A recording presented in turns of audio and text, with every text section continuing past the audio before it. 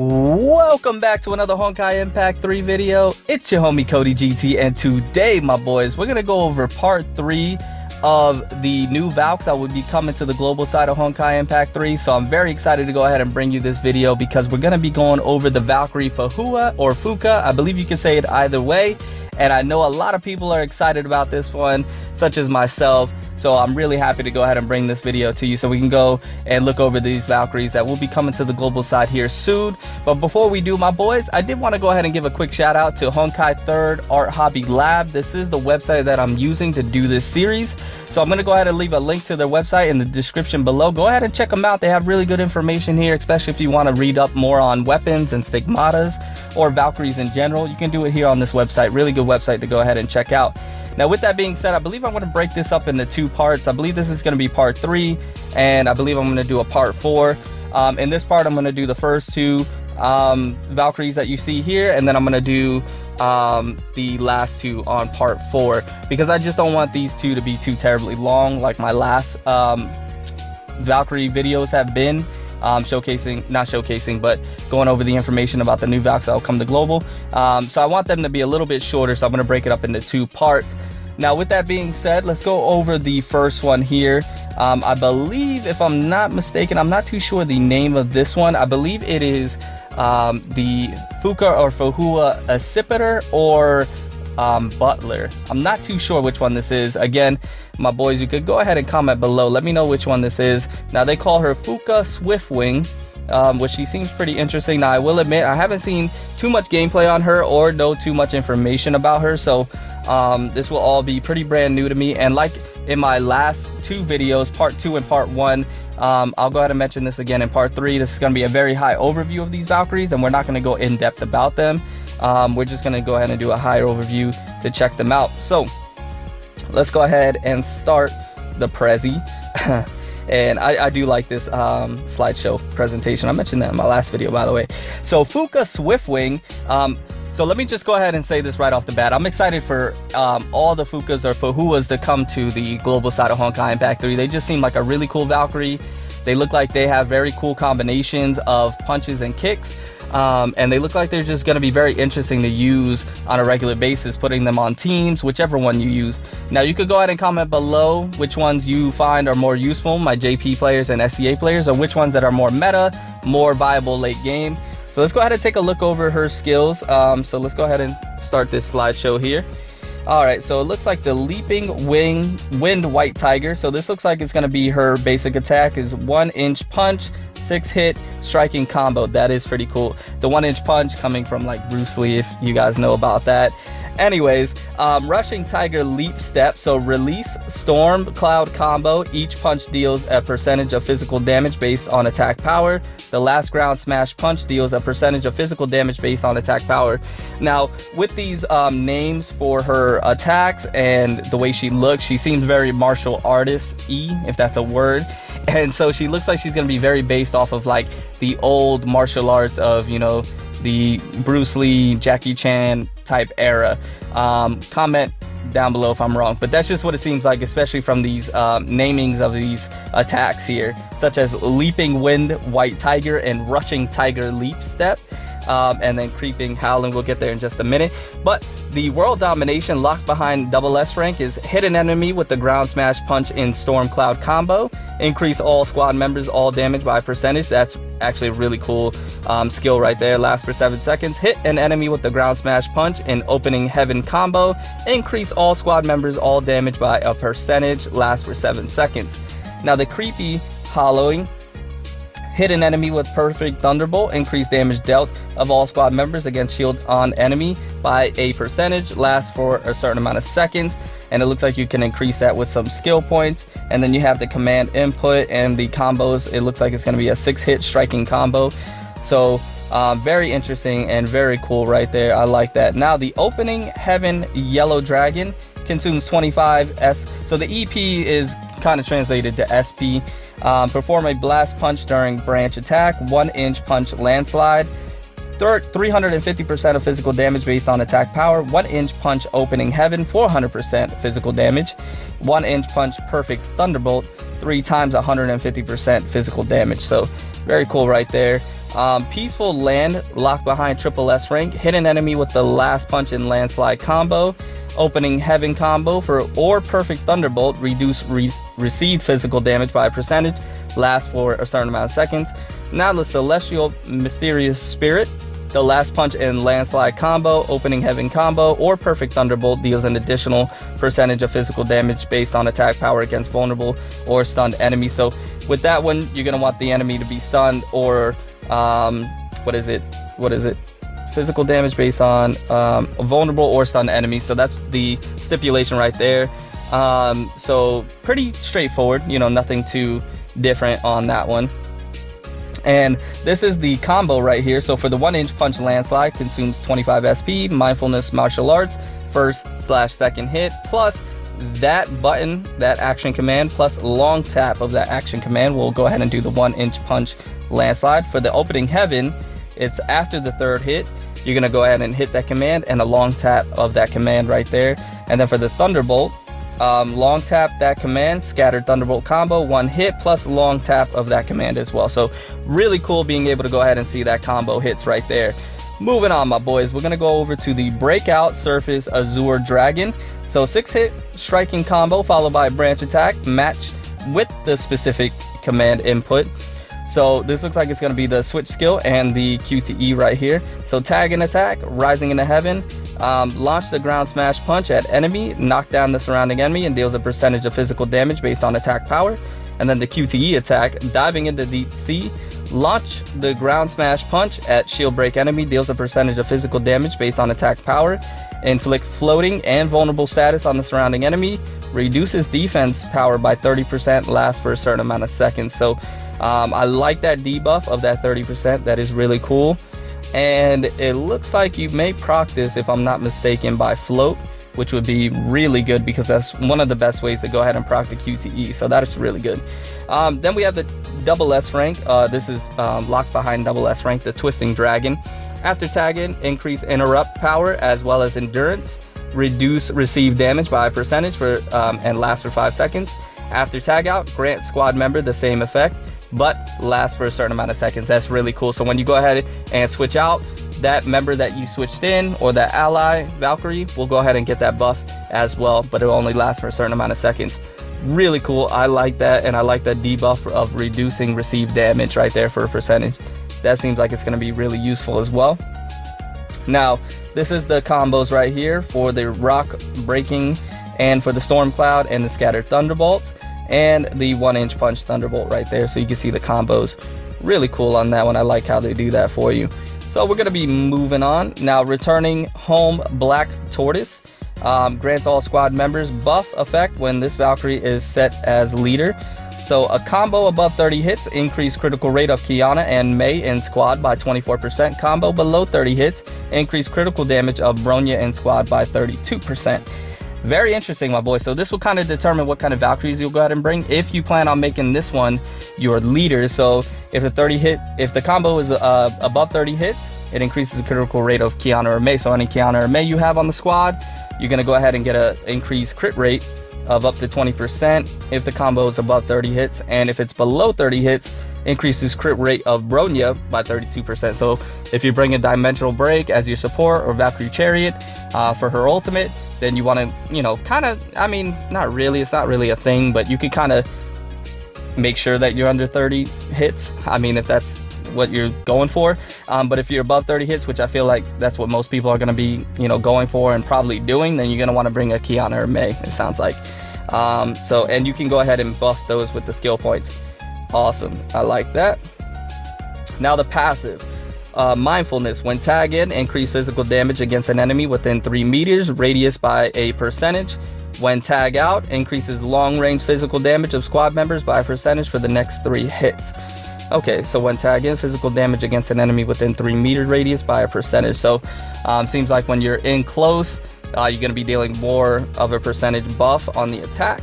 And when you tag out, it increases the long range physical damage of whichever member you tag out for. So sounds like that's going to be made for more like a Valkyrie Ranger or a Bronya in general you're going to want to bring to go ahead and take advantage of that. And then No Mind, the last punch in rock breaking combo inflicts 1 second stun status on hit enemy. The last punch in landslide combo inflicts a number of seconds stun status and deals additional percentage of physical damage based on attack power. So it looks like this Valkyrie is going to go ahead and be able to stun, which is pretty cool. You could proc some QTEs with that, so not bad. Now, Awakening Mind, the last punch in Storm Cloud combo, restores self HP by a certain amount, so that's really cool. 6-hit striking combo restores self HP by another amount, and the last punch in the Opening Heaven combo restores all squad members by HP by a certain amount. Awesome support right there, my boys. So this Valkyrie be really good, it seems, as a support Valkyrie to go ahead and bring, just for that passive right there. So that's really cool. It's something to keep in mind. Now, Walking Cloud Vermilion Bird. So quickly dodge an enemy attack. So this is going to be her evasion, and it looks like it is time fracture, which is really good. So in a short duration after perfect evasion, tap ultimate skill button to perform the ground smash punch at the attacker, deals 300% damage based on the attack power. So it looks like when you get that ultimate evasion, you can then go ahead and hit the ultimate right away and deal 300% physical damage. That's really good. Now, space time, the time fracture triggers a completed space time distortion. Yeah, so that's time fracture right there. Lasts for 3 seconds, cooldown 15 seconds. Now, Firebird, the completed time fracture duration will be prolonged by a certain amount of seconds when it's triggered through the perfect evasion. So the ultimate evasion right there. Chasing Sun Crimson Sparrow, the ground smash punch performed after the perfect evasion inflicts vulnerable status on the attacker, reduces defense power by a percentage, and lasts for a certain amount of seconds. So really good debuff right there. And then Returning Mountain Goose, reduce evasion skill cooldown by a certain amount of seconds. So you can go ahead and reduce the cooldown on that perfect evasion right there. So really good stuff, my boys. She seems very, very interesting. And I like those buffs that we have right there, and the debuffs that she does provide as well. So really good stuff, really good stuff. So let's go ahead and move over to the next Valkyrie, the last one we'll go over today, and that is Ember Plume. Now, I don't know the exact name for this one, for this Valkyrie. I forgot the exact name, so I'm just going to call her Ember Plume. I know that's not her name, but I do forget her name. Unfortunately, I do apologize, my boys. I do apologize. So we'll go over her stuff here. Let's see, where is the Prezi? There's the Prezi for Ember Plume. So I'm very excited for either one of these Valkyries, Ember Plume or the Butler or Accipiter, Fukas or Fu Huas. They just seem like they're going to be so different from what we currently have right now on the global side, and just seem like they're going to bring a lot more variety to the global side of Honkai Impact 3 when it comes to the Valkyrie. So let's go ahead and get this Prezi started, and then we'll go ahead and end the video on this one here. So with her, looks like, don't believe this is her basic attack. Looks like we're jumping into something else here. Reverse Wind Strike. So Hermit Strike, Blackbird Scatter deals total 660% of physical damage based on attack power. And then Hermit Strike, Phoenix Flying Kick deals total 500% physical damage based on attack power. So that's really cool. Now, Howling Cuckoo, I don't know if that's going to be the actual name of the move, my boys. I think that's translations right there. But anyways, the last hit in the Blackbird Scatter Phoenix Flying Kick combo deals a percentage of fire and elemental damage based on attack power. The last hit in Silver Pheasant, Seasonal Swift, Duck Under Moon. So those all seem like different combos you can go ahead and take advantage of. Deals a percentage of fire elemental damage based on attack power. If Divine Prayer, if Divine Power is above 100, 200, 300, multiply the original damage by 1.5, 2, and 2.5 times respectively. Now, I did want to go ahead and say that this Valkyrie seems like she'll probably, you know, tie in very well with like Flame Sakitama or Sakuna Rondo. I don't know that for sure. I'm just basing this off of because they're all fire elemental damage type of Valkyries. But it would be really interesting to see them all on the same team dealing fire elemental damage. Now, Crying Crane, branch attack, inflicts lingering fire status on hit enemy, deals a percentage of fire elemental damage based on attack power per half second. Lasts for a second if divine power is above 200. Okay, so same thing right there. Multiplies the original burn duration. Okay. Conquering Eagle, hit an enemy under lingering fire status with the last hit in Blackbird Scatter, Phoenix Flying Kick. Drop SP Restore, cooldowns for a certain amount of seconds. So pretty interesting right there. Looks like we're dealing a lot of fire elemental damage. So you can see the strikes right here and the combos you're going to want to go ahead and implement when you're doing that. Okay, moving on to the next thing here. Flying Ember Dark Spirit consumes 100 SP, transforms into Flying Ember Dark Spirit, deal a big AoE damage. That seems really cool. Flying Ember Dark Spirit deals 1,200% physical damage based on attack power to surrounding enemies. That's a big buff, my boys. That's a big buff. Red Wing Turning Fire. The explosion deals a percentage of additional fire elemental damage based on the attack power and space-time lock-on hit enemy for a certain amount of seconds. Now the Phoenix Tree Wind. Interesting word right there. When the explosion occurs, deals a percentage of fire elemental damage based on base attack power to enemies under lingering fire status within range.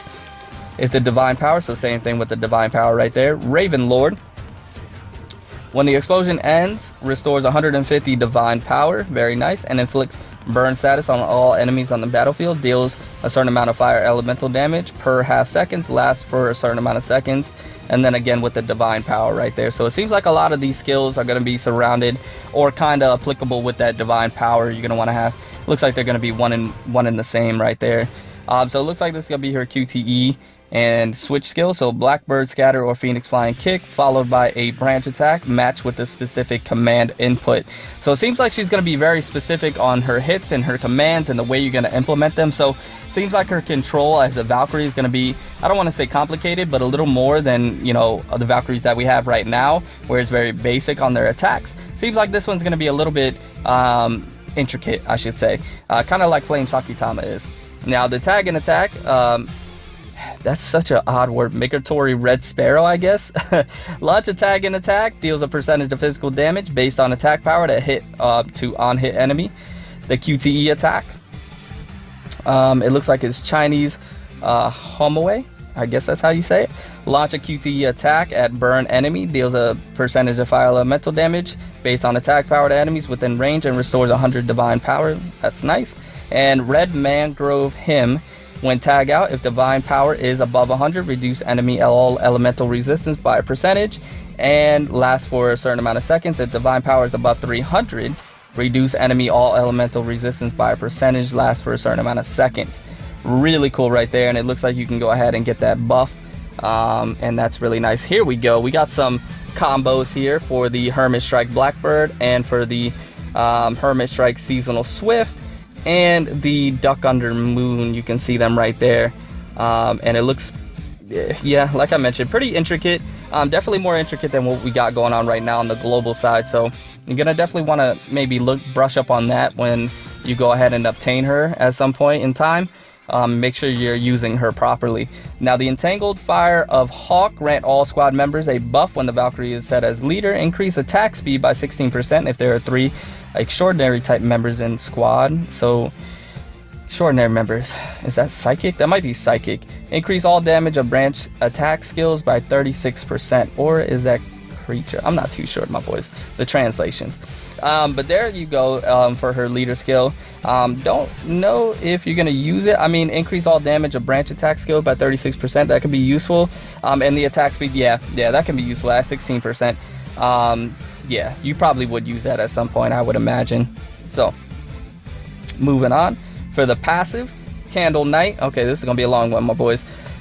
Last attack in Silver Pheasant combo reduces attack power of enemy under lingering fires status by percentage for 5 seconds. Seasonal Swift goes through the target, deals a percentage of fire elemental damage based on attack power to that target and an enemy surrounding it within range. The last attack in Duck Under Moon combo deals a percentage of fire elemental damage based on attack power to enemy under lingering fire status.